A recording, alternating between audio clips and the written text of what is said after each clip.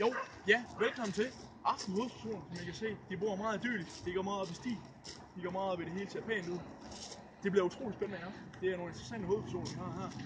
Lad os se, hvad der sker her. Mads. Hvad så? Var det ikke godt nok godt? Nej, for helvede, kan du se. Nå, Det er så amatøragtigt, det her.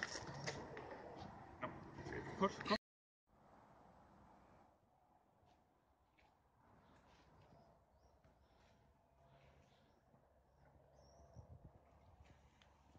Ja, så kan jeg roligt sige, at vi fandt det rigtige hus. Mit navn er Mads Steffensen, og velkommen til Kender du typen?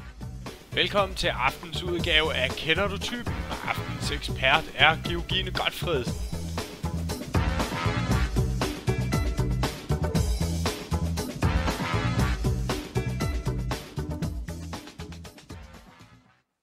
Ja, velkommen til, Georgine. Tak, Mads Steffensen. Så er vi ankommet til et villekvarter i Kolding. Hvad synes du om kvarteret, og ja, også om huset? Jamen det her det er sådan et kvarter i Kolding, hvor der bor en masse småborgerlige familier. De arbejder fra 9 til 4 og har det skide godt. For eksempel kan man se på bilerne Suzuki og Berlingo, at de får en masse dejlige børn. Fedt, Georgine. Lad os bevæge os op på huset, eller haven. Spændende. Du skal nok lige være opmærksom på, at der er en stor vagthund derinde. Okay. Det havde jeg måske ikke lige regnet med. Men, Ja, den bruger de jo til ligesom at beskytte sig selv om natten, ikke også? Så lad os komme afsted. Spændende.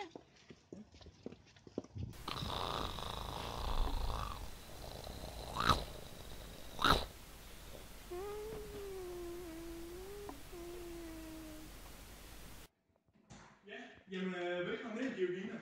Tak. Ja, det er så den famøse dræbehund, der snakker om. Hovedpersonen omtaler den bare som dræbehund på 4 ben, og blandt andet udtalt før, at det er dyrenes svar på Terminator. Jeg er nu ikke helt enig, men vi kan nok godt give hovedpersonen ret tilbage. Så skru med.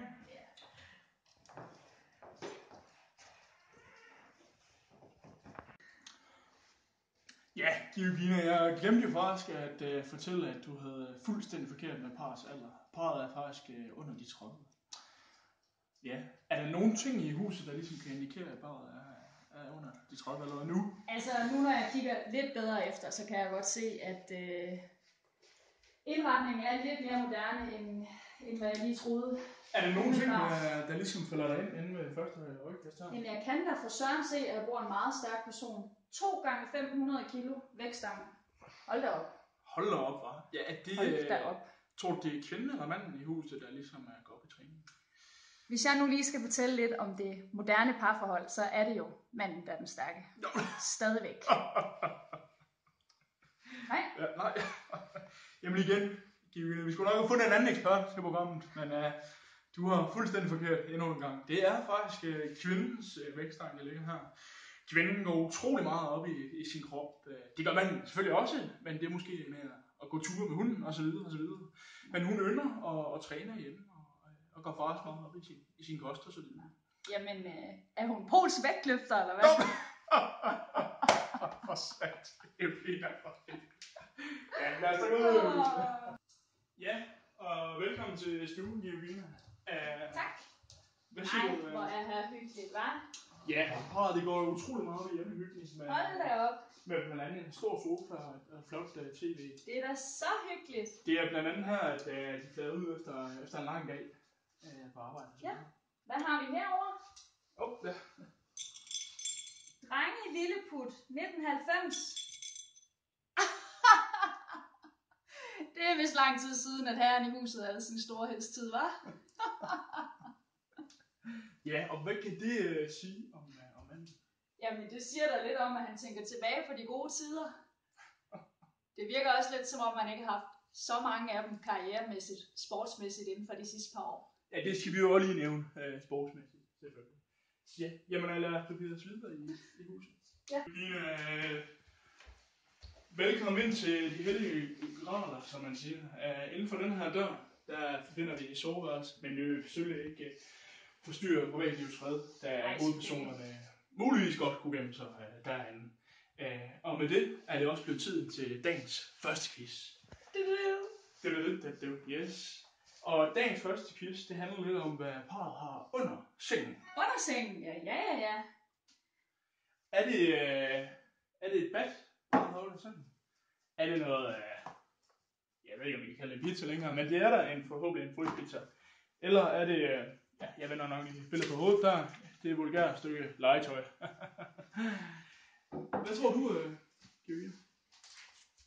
Jamen, umiddelbart så virker det jo som om, at manden godt kunne have en tendens til at spise lidt usundt en gang imellem. Og for at konen ikke skal se det, så kunne man jo godt forestille sig, at han gennem pizza under sengen, når hun var faldet i søvn. På den anden side, så har hun også vist sig at være rimelig stærk kvinde i forholdet. Så det kan godt være, at hun gerne vil beskytte parret med det her baseballbat. Jeg tror, mit svar, det skal være baseballbattet. Du har ikke nævnt legetøj? Det har jeg ikke lyst til at snakke om. Det har jeg sgu ikke. Må vi gerne vise det for det her? Nej, producer han siger nej. Okay, godt. Yes. Det er super. Men ja, du har faktisk fuldstændig ret i, at det er battet. Der er det her. Man skulle nærmest tro, de spiller rundbold i fritiden, men det gør de ikke. Det er faktisk rent faktisk mandens bat. Er det manden? Mandens bat, der ligger under sengen. Manden, han kan godt lide at opbevare sin maskulinitet et sted, hvor kvinden ikke så meget kan opfatte det. Og det gør han jo bedst under sengen. Så ja, det er battet. Og jeg tror faktisk, han har haft det lige siden han var ung. Det kan være en traumatiserende oplevelse, der har gjort udfaldet, men han har battet under det. Lad os gå videre. Tillykke med det. Fedt. Køleskabsscene. Hvor er Mads Steffensen? Mads for helvede. Hvad laver du? Er det rigtigt? Det er faktisk ikke det. Sorry, mand. Okay, ja, men kom nu. Nå, okay, yes. Kan lige, ja. Jamen, Georgine, hvad tror du, der befinder sig i køleskabet? Umiddelbart så vil jeg jo sige, at det er fyldt med en masse sunde ting. Fordi som vi har set, så kan damen godt lide at løfte vægte. Men det ved jeg så ikke. Det kan jeg ikke finde noget af endnu. Sådan ting. Ja, sådan ting. Georgine, nu skal jeg vise dig, hvad der er i køleskabet. Ja, det er jo ikke det store. Og det er faktisk en sjov historie, men det kan jeg lige fortælle bagefter. Der er i hvert fald noget proteinbar til eftertræning, og sådan noget proteinpulver, og der shaker du simpelthen, og så drikker du efter træning. Så det er primært til kvindens formål. Men det ser da ud som om, at manden ikke får så meget at spise. Ja, og det er jo faktisk en sjov historie. Manden, han spiser sin overdådige mad, eller kost, ude på arbejdet, og simpelthen ikke overskud til at lave mad, når han kommer hjem. Så derfor er det hovedsageligt mad til eftertræning og før træning, der er en Så spiser rugbrød med ost hver aften. Det kunne godt tyde på det, ja. Ja. Lad os gå videre. En lille øl til. Ja, Georgine. Så er det jo tid til aftens højdepunkt. Og gætte, hvilke hovedpersoner, der bor i dette hus. Vi har Jeppe og Gitte. Vi har Martin og Camilla. Og vi har Sonja og Malene. Uden for hvad vi har set i huset indtil videre, hvad vil du så gætte på? Umiddelbart så vil jeg selvfølgelig gætte på, at kvinden hun arbejder inden for styrketræningsverden. Det er rimelig oplagt. Men, hvad ved jeg? Han arbejder, hvor der er en kantine, så må ikke han er jobber. Det tror jeg, han er. Ja. De tre par, som vi ser dem her, de ligner jo alle sammen hinanden. Det må man sige. Jeg kan ikke se noget, der sådan lige skiller sig ud. Ja, jeg tror, det er Jeppe og Gitte. Ja, det er faktisk fuldstændig rigtigt. Yes! Hvad sker der der? Jamen,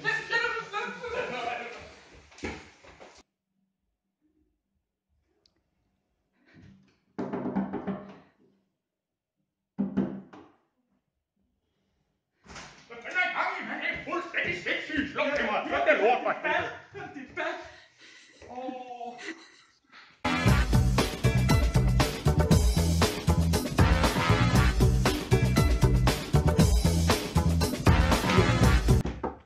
Vi er på femte time. Vi er pisse bange, vi er gemt nede i kælderen, og der er ikke noget mad eller noget for helvede. Send hjælp for helvede! Hjælp for helvede!